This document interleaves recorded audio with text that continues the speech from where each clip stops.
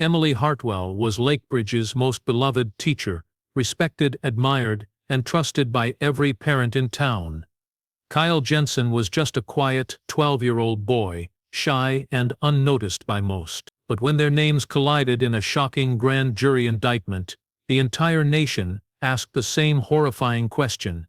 How could a trusted educator become the architect of a crime that would destroy a child's innocence and shatter a community's faith forever?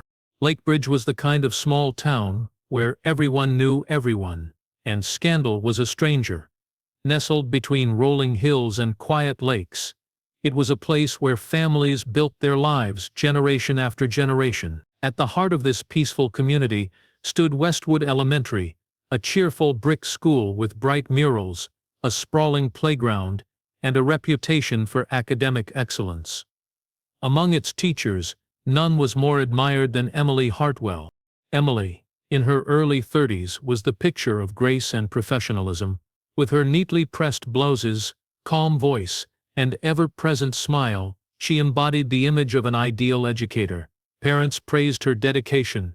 Her students adored her gentle guidance. Every school event, be it a science fair, talent show, or bake sale, featured Emily at the forefront, organizing with precision and cheer. She was awarded Teacher of the Year 3 times in 5 years, and her classroom was often featured on the school's website for its creativity and warmth.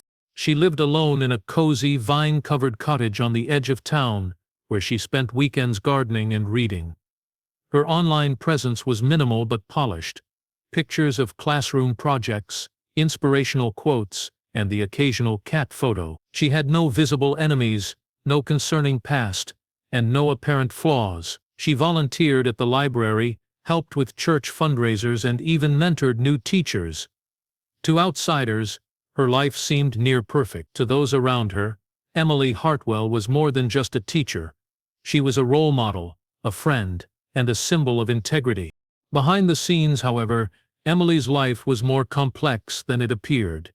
She kept to herself outside of work, and avoided questions about her personal life. She had no close friends among the staff, rarely attended after-hours gatherings, and often turned down invitations politely. Most assumed she was just introverted, maybe even a bit shy. No one pushed too hard after all. Her professional record was flawless, and her students excelled under her guidance. But small oddities began to emerge. She sometimes stayed late, far beyond what was necessary. Custodians occasionally saw her alone in her classroom well into the evening.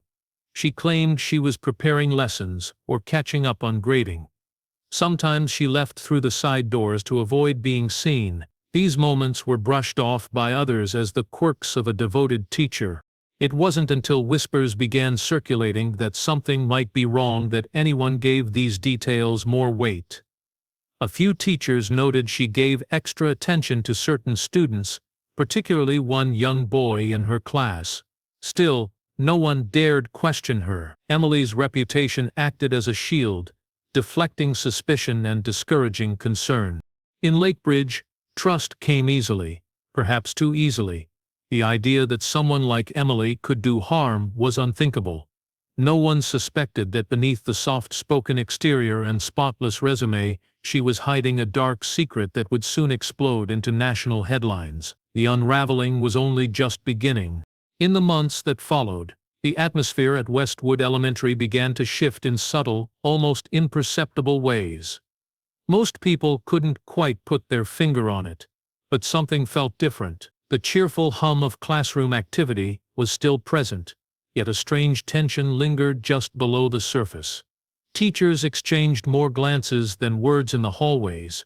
Some had noticed Emily Hartwell's increasingly unusual behavior, but no one wanted to voice it aloud. She was still professional, still organized, and punctual, but there was a sharp edge creeping into her once gentle demeanor.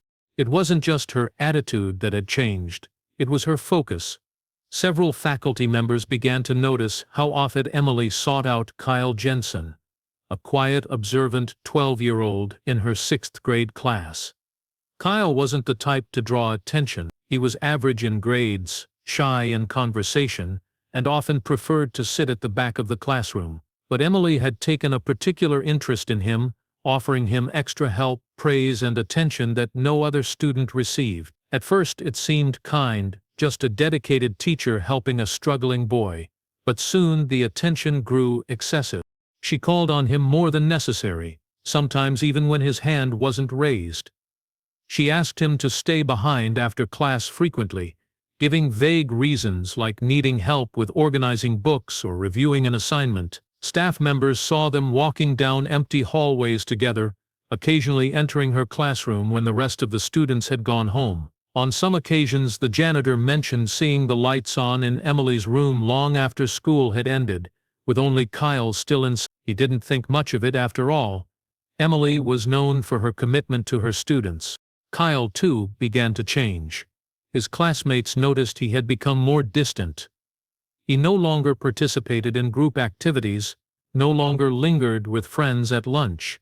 He stared out windows during lessons and flinched when touched on the shoulder. At home, his parents chalked it to preteen mood swings, but they were growing increasingly concerned when he started avoiding eye contact, staying in his room for long hours, and refusing to talk about school.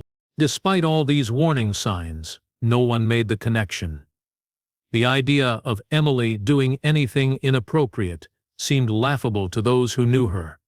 She was their top teacher, their pride and joy, someone who attended church on Sundays and ran the school book fair. Even as whispers began to circulate, snippets of doubt passed between staff over coffee or in low voices behind closed doors. No one dared to formally report her. They feared backlash, disbelief, and the risk of accusing an innocent woman. The truth was beginning to unravel in small threads, but it remained trapped beneath layers of trust and disbelief. It would take a single, undeniable piece of evidence to shatter the illusion. Until then, Emily's secret remained buried behind classroom doors, hidden in plain sight, as the town unknowingly moved closer to the edge of a scandal it couldn't imagine. It was an ordinary Tuesday afternoon when everything changed. Kyle Jensen's mother, Laura, had been cleaning her son's room when she stumbled upon something she wasn't supposed to find. While tidying up the pile of clothes under his bed, she found a small spiral-bound notebook, plain on the outside, but filled with tightly written pages on the inside. Kyle had always been a quiet boy, not one to share much, but the things written in that journal left Laura frozen in disbelief. At first she thought it was simply fiction. The pages read like a strange story, using cryptic names and vague descriptions. But the deeper she read, the clearer the message became. Kyle referred to someone he called Miss E, describing feelings of confusion, affection, and guilt. There were references to secret meetings after class, private time in an empty classroom, and even details that hinted at physical contact. Some lines were crossed out, others incomplete, as if he had been afraid someone might read them. But the overall message was unmistakable. Her son was involved in something deeply inappropriate with an adult, and not just any adult, but his own teacher. Laura was overwhelmed by a sickening sense of dread. Her first instinct was denial. She closed the notebook, set it aside, and tried to convince herself that it was just a child's fantasy, some misguided crush. But her instincts as a mother screamed otherwise. Kyle had changed, and now she finally understood why. The anxiety, the withdrawn behavior, the silence, it all pointed to something darker. With trembling hands, she picked up the journal again and flipped through it more thoroughly, marking the most troubling passages. She couldn't sleep that night. Her mind raced with questions, fears, and an overwhelming sense of helplessness. By the next morning, she had made her decision. She drove straight to the school and demanded an urgent meeting with the principal. The notebook, now sealed in a plastic bag, sat in her purse like a ticking bomb. The principal listened carefully, his expression shifting from skepticism to concern as she presented the evidence. Protocols were quickly triggered. The school notified the district office and contacted law enforcement. A quiet but serious investigation was launched without alerting Emily or the rest of the faculty. Investigators began by collecting digital records, including classroom computer activity, email correspondence, and school security footage. They interviewed staff, starting with those who had worked closely with Emily. Most were shocked, unwilling to believe she could be capable of such behavior, but a few admitted to having long-standing suspicions. One substitute teacher recalled seeing Emily and Kyle alone in the art room during recess. Another remembered an uncomfortable moment during a parent-teacher conference, when Emily had seemed overly defensive about Kyle's performance. It was becoming clear that the journal was not fiction. It was a trail of breadcrumbs leading to something far more serious. The town had no idea what was brewing, but the investigators did, and they were just getting started. Emily Hartwell's sudden leave of absence came as a surprise to most of the staff and students at Westwood Elementary. She cited medical reasons in a brief email to the administration and said she needed a few weeks to rest. No one questioned it. Teachers came and went for personal reasons all the time, and Emily had built such a solid reputation that her absence raised little concern, at least on the surface. But for the investigators now working quietly behind the scenes, her timing couldn't have been more suspicious. Just 2 weeks after the internal inquiry began, Emily was seen walking into a private women's health clinic on the edge of town. She wore large sunglasses and a loose coat, as if trying to avoid recognition. Inside, she completed several routine prenatal checkups. Staff noted that she appeared visibly pregnant, at least 5 or 6 months along. The clinic, unaware of the growing investigation around her, treated her like any other patient. But one nurse, familiar with the news beginning to spread in town, made a quiet phone call to the local authorities after seeing her name. The investigators were stunned. Emily Hartwell, respected teacher, recently accused of inappropriate contact with a student, was pregnant. The implications were horrifying. It wasn't long before they obtained a court order to perform a DNA test, under the suspicion that her pregnancy might be connected to the case. Given the journal entries, extended one-on-one time with Kyle Jensen, and the mounting evidence of inappropriate behavior, the possibility had to be explored.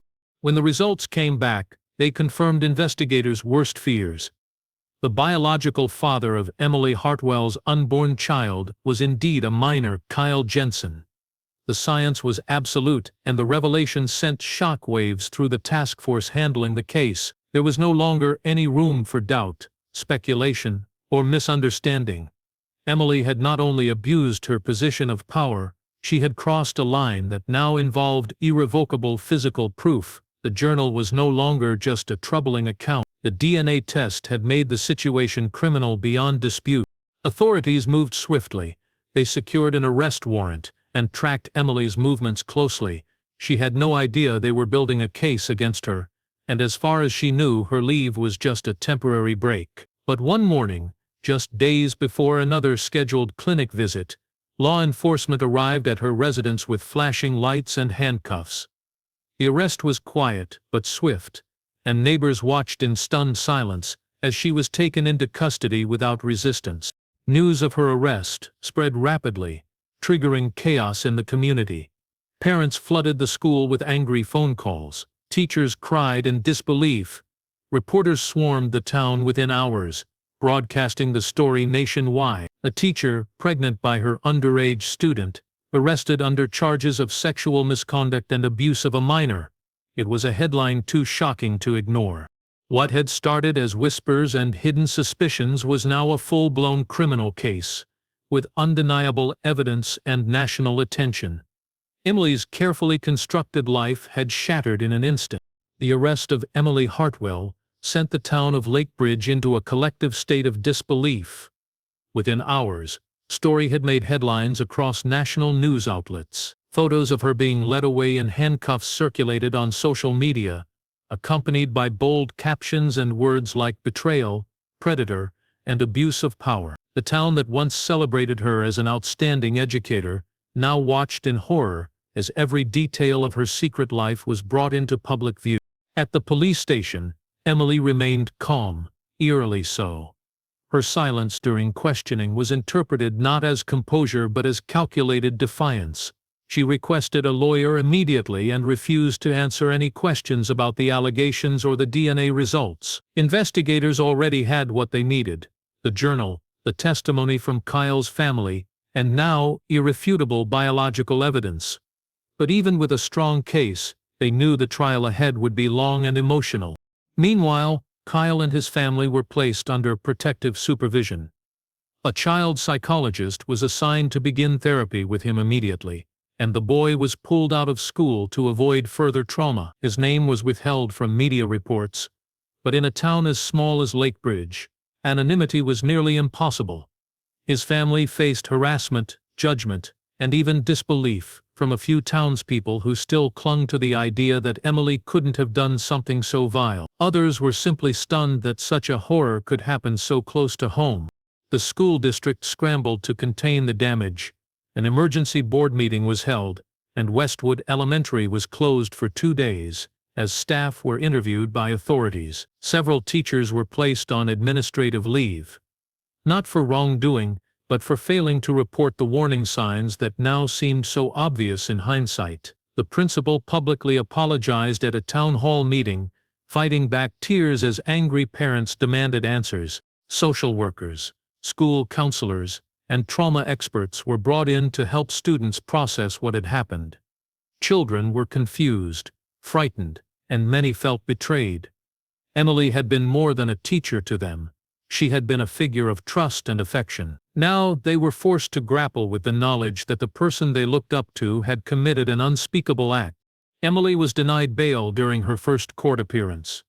The judge cited the nature of the charges, the age of the victim, and the ongoing investigation as reasons to keep her in custody. Reporters flooded the courtroom, capturing every angle, every movement, as the former teacher stood silently in an orange jumpsuit, her once pristine reputation now reduced to a criminal file. As she was led out of the courtroom, eyes followed her, not with admiration this time but with shock, anger, and disbelief. The same people who had trusted her with their children now wanted her punished to the fullest extent of the law. The case was no longer just about a teacher and a student. It had become a symbol of institutional failure, betrayal of innocence, and the hidden darkness that can live behind even the most trusted faces. The grand jury convened behind closed doors, tasked with reviewing the extensive and deeply unsettling evidence against Emily Hartwell. Unlike a public trial, this was a confidential process, allowing witnesses and investigators to speak freely without the pressure of media or public scrutiny. Yet even within that room, there was a sense of gravity that could not be ignored. What had initially seemed like a horrifying but isolated case had evolved into something broader, exposing systemic failures and calculated deception. Prosecutors entered the room with a heavy but confident stack of evidence.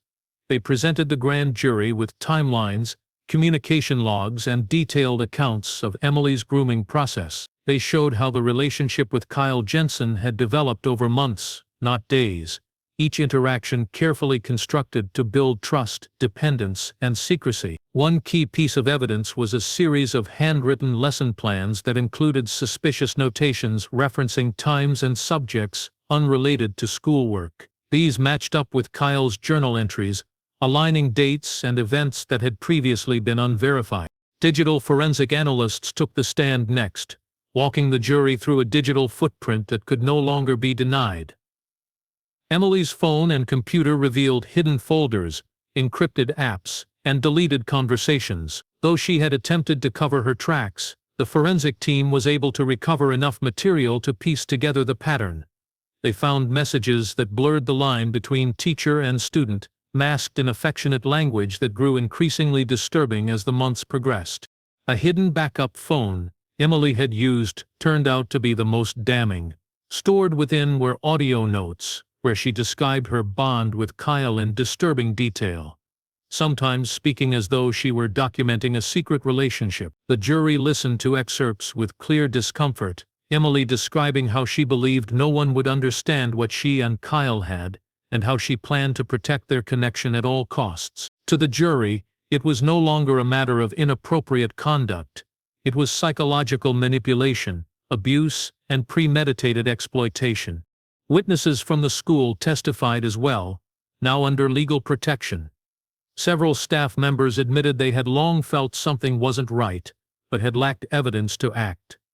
One recalled how Emily would often insist on handling Kyle's parent-teacher meetings privately. Another noted how she volunteered to supervise him during lunch and recess more than any other student. In isolation, these actions seemed insignificant. Together, they formed a pattern of calculated access. Perhaps the most impactful testimony came from the child psychologist assigned to Kyle's recovery. The expert explained how the grooming had affected Kyle's perception of reality, describing how victims in these situations often don't realize they are being harmed. The jury was told how Kyle's sense of self-worth had been damaged, how he blamed himself for letting it happen, and how the trauma would likely affect him for years. After several days of reviewing the case, the grand jury returned with a decision, a full indictment on all charges, including multiple counts of statutory rape, aggravated child abuse, exploitation of a minor, and obstruction of justice. The truth had been undeniable, the manipulation carefully constructed, and the damage irreversible. Emily Hartwell would now face the full weight of the law in a public courtroom. As news of the grand jury indictment spread through Lakebridge, the town's mood shifted from stunned disbelief to something darker: betrayal, anger, and shame. People who had once proudly called Emily Hartwell their children's favorite teacher now struggled to reconcile that image with the monstrous actions revealed in court. Overnight, the school's banners praising her past achievements were taken down. Her name, once spoken with admiration, had become something people avoided mentioning altogether. At Westwood Elementary, a heavy silence replaced the usual lively school spirit. Parents were wary, demanding transparency and accountability from the district. Many felt outraged not only by what Emily had done, but by how long it had gone unnoticed. Emergency meetings were held with the school board, and investigations were opened into how such abuse could occur within a system meant to protect children. Several staff members resigned, some out of guilt, others because they were no longer welcome in a community that blamed them for their silence. Kyle Jensen's family bore the brunt of the storm.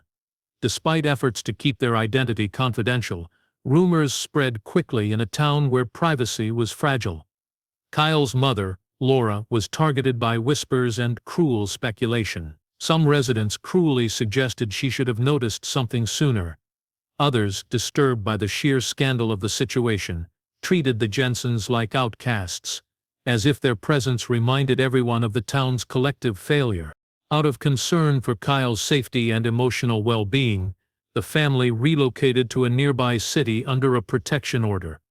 Kyle stopped attending school altogether and began home-based therapy under the care of a trauma specialist. His childhood had been shattered, and now every step of recovery required rebuilding the very trust that had been exploited by someone he once looked up to. Meanwhile, local officials moved quickly to implement damage control. The superintendent issued a formal apology to the community and promised sweeping reforms in student safety policies. New protocols were introduced for reporting teacher misconduct, including anonymous hotlines and mandatory staff training on recognizing grooming behavior. But for many parents, these changes came too late. Enrollment at Westwood Elementary dropped sharply the following semester, and the school's once proud reputation was permanently tarnished. Media coverage continued to fuel outrage. The story had become a national symbol of how predators could hide in plain sight, using authority and charm as a shield. News outlets replayed Emily's courtroom footage, dissected expert interviews, and revisited the digital evidence that painted her as both manipulative and methodical. Online debates raged, with some commenters blaming school systems, while others criticized societal blindness to female offenders. Emily Hartwell remained in custody, awaiting trial. She was placed on suicide watch after reportedly refusing food and remaining unresponsive during prison evaluations. Her silence persisted. No statements, no apology. The woman who once inspired young minds had now become a case study in betrayal and abuse of power. Lakebridge, once a peaceful and proud town, was left with scars that would not fade quickly. The story had become more than just a crime. It was a wake-up call. A reminder that sometimes, the most trusted faces hide the darkest secrets. Emily Hartwell's trial lasted 3 weeks, but the verdict felt inevitable from the beginning. The evidence presented was overwhelming: text messages, digital files, the pregnancy, and expert testimonies that stripped away any chance of her being seen as misunderstood or falsely accused. The courtroom was packed with journalists, former students, angry parents, and a handful of people who still sat in quiet disbelief. Emily, once the town's shining example of an ideal teacher, now sat motionless in the defendant's chair, her hands clenched, her expression unreadable. The prosecution painted a chilling picture: a calculated predator who used her position of trust and authority to manipulate and abuse a vulnerable child. They walked the jury through each stage of grooming, showing how Emily had isolated Kyle emotionally, encouraged secrecy, and exploited his innocence. Her pregnancy, the DNA evidence, and her hidden communications all served as undeniable proof of her actions. Her defense team attempted to argue mental instability, claiming Emily had suffered from untreated psychological issues that clouded her judgment and blurred moral boundaries. They pointed to her isolated personal life, a history of emotional detachment, and possible trauma in her own upbringing, but the jury remained unmoved. The evidence wasn't the product of a momentary lapse. It was a pattern, a plan, and a betrayal carried out over months. On the final day, the courtroom held its breath as the jury returned. Emily was found guilty on all charges: aggravated child abuse, statutory rape, child exploitation, obstruction of justice, and possession of unlawful material. The judge sentenced her to 32 years in prison, without the possibility of parole. As the sentence was read aloud, she stared ahead, without a single visible reaction, her face expressionless, as though she had already accepted her fate long ago. The impact of the verdict extended far beyond the courtroom. The baby, born a few weeks before the trial began, was placed into the care of Child Welfare Services. A long legal process began to determine whether the infant would remain with the state or be adopted by relatives. Kyle, still undergoing therapy, had yet to meet the child and expressed no desire to do so. His recovery was slow and painful, marked by trust issues, anxiety, and guilt he couldn't yet fully understand. Lakebridge tried to move on, but the scars ran deep. Emily's name was stripped from school records and awards. Her classroom was repainted, her belongings discarded, and the curriculum she had once shaped rewritten under new oversight. Westwood Elementary became a symbol of reform: new leadership, new policies, and regular third-party inspections. But for many, the wound would never fully close. Parents remained wary, children more aware of dangers once thought unimaginable, and a community once built on mutual trust now relied on vigilance instead. The story of Emily Hartwell became more than a scandal. It was a tragic reminder of how deeply betrayal can cut, and how even the safest places can harbor the most dangerous secrets.